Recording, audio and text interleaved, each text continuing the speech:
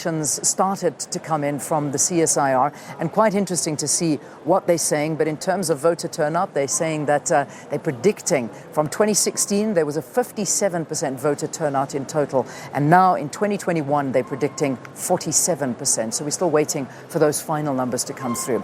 Well, our analyst that's still with us is Dr. Dale McKinley, and we'll continue to talk to him. I mean, John, we were also having a look at this board behind us and just seeing the parties that are jumping out. And I mean, Dale, you were saying the interesting one on that board right now is the Freedom Front Plus. It is. I mean, I was thinking, 3 elections ago, the Freedom Front Plus didn't even feature. It was a very small little party with a very, and it's actually, if you look at the last elections, it gained the largest percentage of votes in the context of what it had previously. And now it's moving, I mean, again, early days.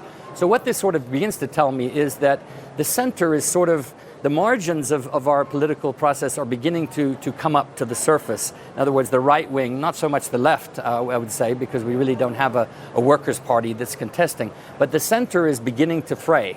And I think that's, again, this is just very preliminary. But if this holds, if these trends hold, it will be a story, I think, besides possibly what the EFF does, that the FF Plus has gone again, and that will speak to what's been happening in our country over the last years, in particular, I think.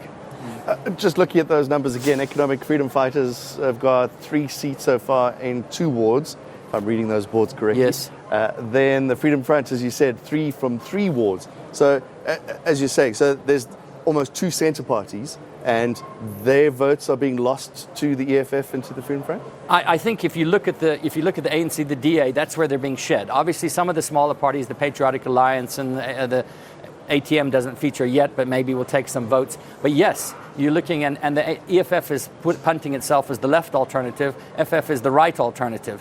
So this mirrors global politics in some ways, where we're seeing a much more fracturing of that center. So that could be another sort of sub-theme of this elections.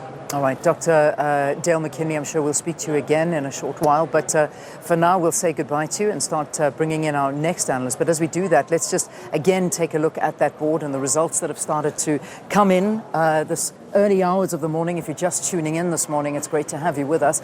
It's 10 minutes before, almost 10 minutes before 6 o'clock here. So, we can tell you again that just looking at total votes coming in, we've got the ANC at 772,885 of the votes so far. And remember, very early, I mean, this is just right in the beginning. So everything is going to change. And the DA is at 497,154 and the EFF 133,346.